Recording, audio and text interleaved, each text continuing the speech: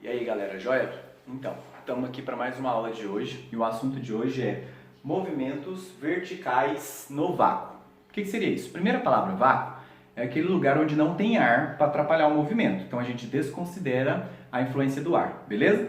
Então, movimentos verticais. Até agora a gente estava vendo movimentos retilíneos horizontais, movimento uniformemente variado. E agora o movimento vertical são aqueles corpos que se movimentam na mesma direção, certo? Da gravidade. O que seria a gravidade? A gravidade é aquela aceleração com que os corpos caem próximo da superfície da Terra, certo? Por quê? Todos os corpos têm massa e a Terra tem uma massa muito maior. Então, os corpos que têm massa, eles atraem entre si com uma força chamada de força de atração gravitacional. Então, um corpo, quando é solto perto da superfície da Terra, certo? Ele adquire uma aceleração, que é a aceleração da gravidade, certo? Então, os corpos que estiverem movimentando na vertical, certo? Fazem esse movimento vertical no vácuo. São 5 tipos de movimentos verticais. Hoje nós vamos estudar 3 tipos. Nas próximas aulas eu trago os outros 2 tipos, tá ok? O que é importante a saber é que o movimento vertical nada mais é do que um movimento uniformemente variado, que a gente já estudou, que é aquele que possui aceleração. Só que a diferença, eu até trouxe aqui, ó, as 3 equações do movimento uniformemente variado, que vocês já estudaram. V igual a V0 mais AT, certo? Que é a equação horária da velocidade. S é igual a S0 mais V0t mais ou menos AT ao quadrado sobre 2, que é a equação horária da posição. E V ao quadrado é igual a V0 ao quadrado mais ou menos 2A delta S, que é a equação de Torricelli. Essas 3 equações vocês já estudaram, certo? E isso vai ser as equações que nós vamos utilizar nesse movimento vertical também. Qual que é a diferença? A diferença é que no movimento vertical, eu coloquei aqui, ó, a aceleração é igual à gravidade, então é mais fácil. Por quê? Porque no movimento uniformemente variado a gente tinha que calcular a aceleração. Agora a gente não precisa calcular a aceleração, porque a aceleração vai ser a aceleração da gravidade, tá? E ela é uma constante. Então, quando os corpos caem, né, próximo à superfície terrestre, eles adquirem a mesma aceleração que a aceleração da gravidade. Esse valor da gravidade, ele muda de acordo com a altitude do local. Goiânia tem uma gravidade, no Equador tem outra gravidade, Londres tem outra gravidade. Só que próximo à superfície terrestre, a gente aproxima o valor para 10. Então, esse valor da gravidade, né, para facilitar os nossos cálculos, vai ser sempre 10. Então, aqui no lugar do A e do A, nessas 3 equações, nós vamos colocar G de gravidade. E vai valer sempre 10, beleza? Coloquei aqui uma observação, ó. Ocorrem na direção da aceleração da gravidade. Na direção, porque a direção é vertical, mas o sentido pode ser contrário. A gravidade é sempre puxando o corpo para baixo. Só que o corpo pode ser jogado para cima ou pode ser jogado para baixo, que é o que nós vamos estudar agora. Aqui, nesse próximo cartaz, eu coloquei para vocês os 3 tipos de movimentos que nós vamos estudar hoje. O primeiro é a queda livre. Olha essa palavra, queda livre. É quando o corpo está parado, certo? Ele não tem velocidade e eu solto esse corpo. Aí ele adquire, certo, uma aceleração. Então, a queda livre, eu coloquei aqui 2 observações para vocês diferenciarem os 3 tipos de movimento.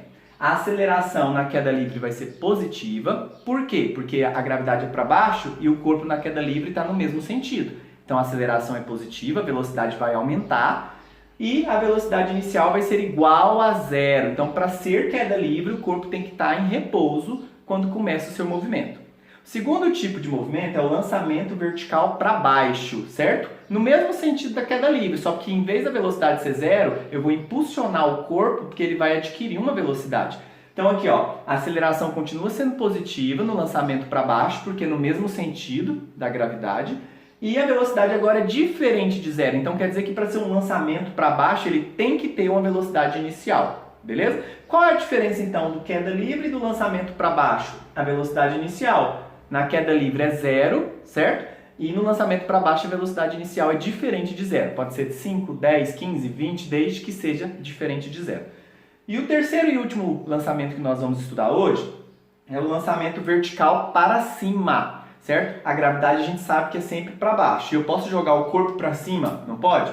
Olha esse canetão. Quando eu fico jogando ele para cima, observe que ele chega até uma certa altura e depois volta, porque ele está contra a gravidade, certo? Por isso que a aceleração vai ser negativa, tá? Então, olha, queda livre, lançamento para baixo, aceleração é positiva, certo? Lançamento para cima, aceleração negativa. E como se trata de um lançamento, a palavra lançamento quer dizer que ele possui uma velocidade inicial diferente de zero, tá ok? Então, os três movimentos de hoje. Queda livre, certo? Quando o corpo é abandonado do repouso. Lançamento vertical para baixo, quando eu impulsiono o corpo para baixo. Lançamento vertical para cima, quando eu jogo um corpo para cima, contrário à gravidade. Tá? Nesse lançamento vertical para cima, a gente tem duas equações diferentes das outras, que eu vou explicar agora mesmo. Só retornando uma coisa. As três equações que eu acabei de mostrar no cartaz, inclusive esses cartazes vão estar em anexo aí na sala virtual, para vocês verem um pouquinho mais ampliado, tá ok? Então essas três equações que é V igual a V0 mais AT, certo? Que é a equação da velocidade. A equação da posição e a equação de Torricelli, o mais e o menos depende do lançamento, tá? Então na equação vai ser mais para queda livre, para lançamento para baixo, e vai ser menos para lançamento para cima, beleza?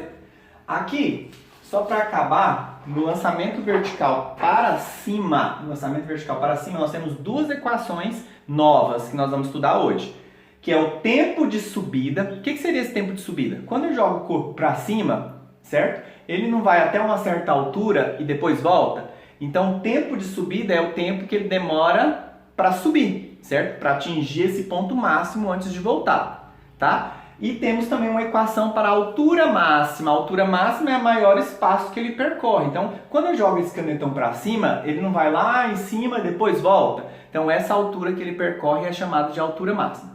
Para achar o tempo de subida, a fórmula é bem simples. TS, que é tempo de subida, é igual a V0 sobre G. Esse V0 é a velocidade com que eu joguei o corpo, a velocidade inicial, e esse G é a gravidade, que vale 10. Então, a gravidade vale 10, certo? É só dividir a velocidade inicial pela gravidade, que é 10, você acha o tempo de subida, tá ok?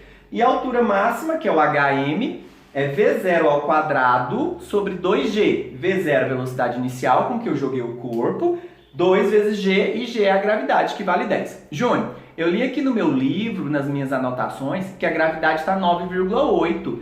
Vai aparecer 9,8, vai aparecer 9,7, pode ser que apareça 9,5, certo? Se o exercício pedir para usar um valor diferente de 10, você usa o que o exercício pedir. Se ele não der, você sabe que a gravidade nós vamos considerar igual a 10. Tá ok? Na próxima aula nós vamos resolver alguns exercícios, eu vou colocar alguns exercícios resolvidos como exemplo e vocês vão resolvê-los, tá? Porque a gente só vai aprender praticando mesmo. E mais futuramente eu trago os outros dois tipos de lançamento, que é o lançamento oblíquo e o lançamento horizontal, que vai ser próxima matéria, tá ok?